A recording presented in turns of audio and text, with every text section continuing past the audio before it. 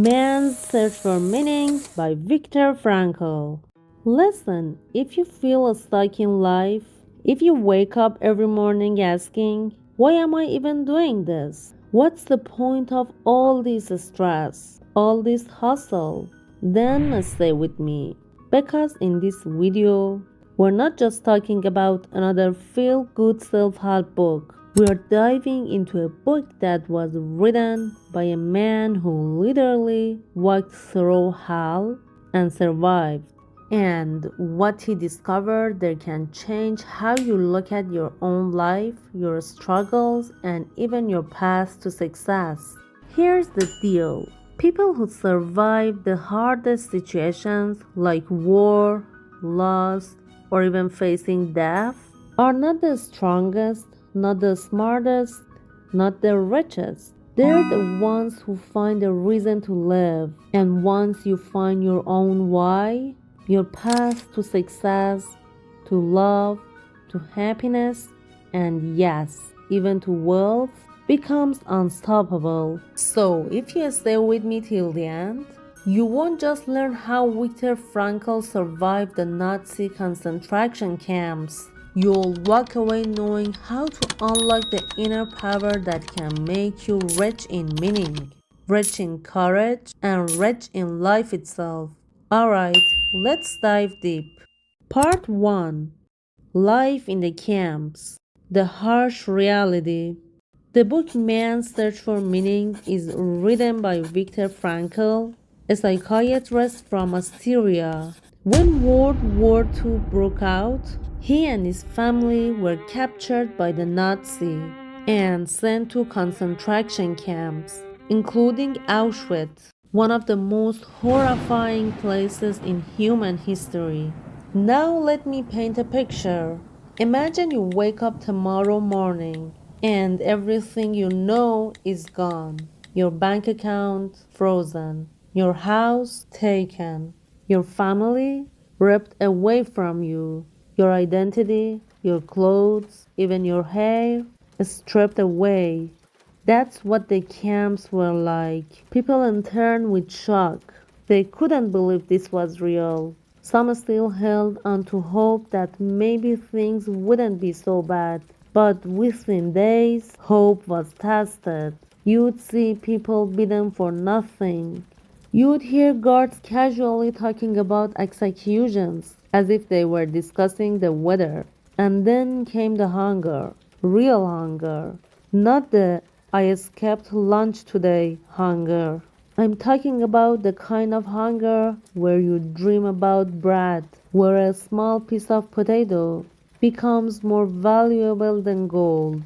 Frankl explains that prisoners went through three stages. 1. Shock, when they first arrived. 2. Apathy, after weeks of suffering. 3. Depersonalization, after freedom, when normal life felt unreal. The shock was brutal. Imagine stepping off a train, seeing chimneys with black smoke, and realizing that's not just a smoke, that's human beings being burned. That's reality hitting you in the face. Then apathy set in. People become numb.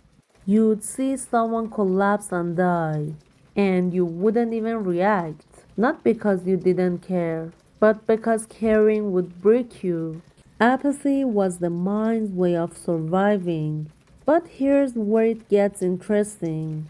Even in that hell, Frankie noticed something powerful. Some prisoners still acted with kindness. They would share their last piece of bread. They would comfort others even while starving themselves.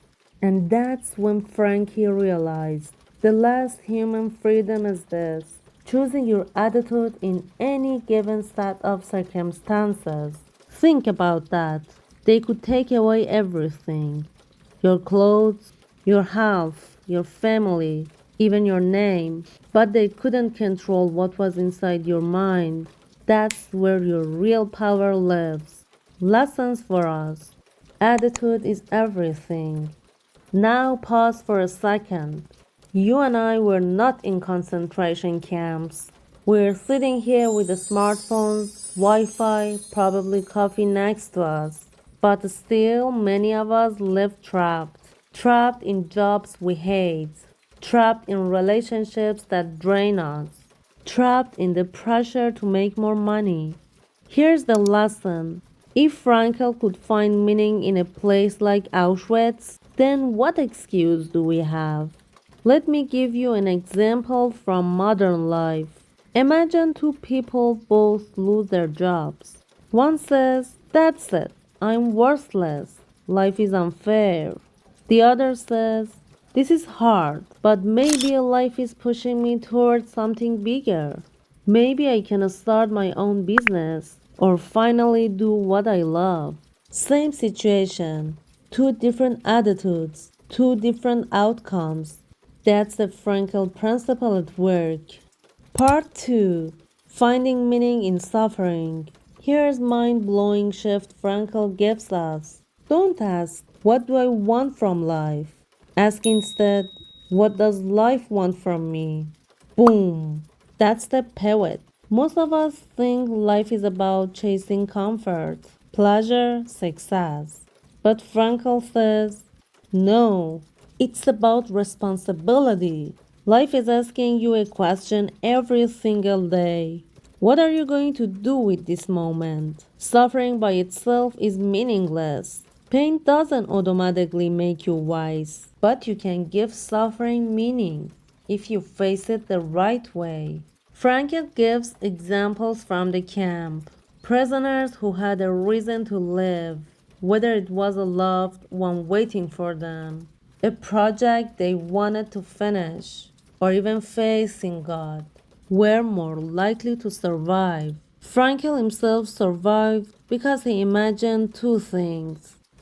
One, rewriting his book manuscript that was taken away from him. Two, seeing his wife again. Those visions gave him hope, and hope is fuel. This lesson is timeless. Today, you might not be in a camp, but maybe you're going through depression, financial struggles, heartbreak. If you can tie that suffering to a bigger purpose, like becoming strong for your kids, building a business to serve others, or simply proving to yourself you can rise, you give pain a reason. And when pain has a reason, it becomes bearable. Part 3. Logotherapy, the therapy of meaning. After the war, Frankl built his life around helping people find meaning. He created a therapy called logotherapy. Freud said humans are driven by pleasure. Adler said we're driven by power. But Frankl said humans are driven by the search for meaning. Meaning is the ultimate motivation. It's stronger than money, stronger than power, stronger than comfort. Because when life gets brutally hard, only meaning keeps you standing. So, how do you find meaning? Frankl gives us three main ways. 1. By creating or doing something. Example, writing a book, starting a YouTube channel, building a company, raising kids. 2.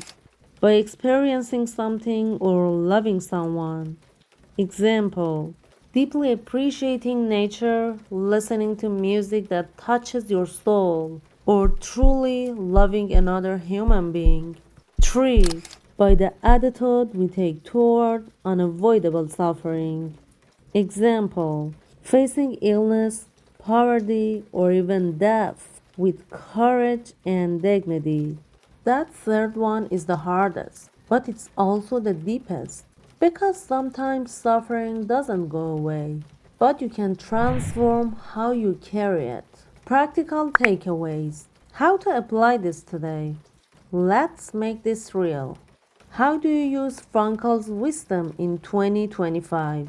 At work, if you hate your job, ask, what's the meaning here? Maybe it's not the job itself, but the discipline it's building, or the way it provides for your family while you work on your dream. In relationships, instead of asking, what can I get from this person? Ask, what does life expect me to give in this relationship? That shift makes love deeper.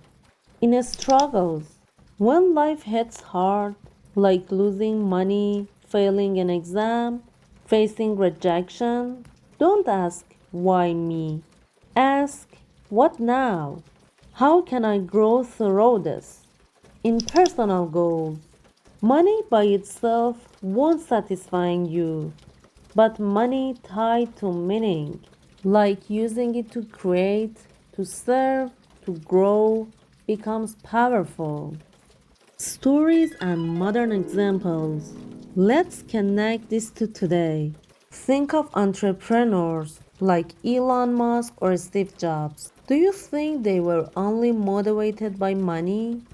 No. Musk literally risked everything because he wanted humanity to reach Mars. Jobs wanted to put a dent in the universe. That's meaning. That's why they worked insane hours, faced failures, and still kept going. Or think of parents who work two jobs, not because they love it, but because they love their kids. That love gives meaning to the grind. Meaning transforms suffering into sacrifice. And sacrifice is powerful. So, what's the big takeaway from man's search for meaning? Life isn't about avoiding suffering, it's about finding meaning through it. That's what Viktor Frankl discovered in the darkest chapter of history. If a man can survive Auschwitz by holding onto meaning, then imagine what you and I can do in our everyday struggles, whether it's building a career, healing from heartbreak, or chasing a dream. Remember, once you find your why, the how takes care of itself. Now, don't stop here. If you're serious about growth, if you want to become not just richer in money, but richer in life, check out my other videos. Every single one is designed to help you level up in personal growth and success. Because meaning isn't just about surviving, it's about thriving. And your journey is just getting started. See you in the next one.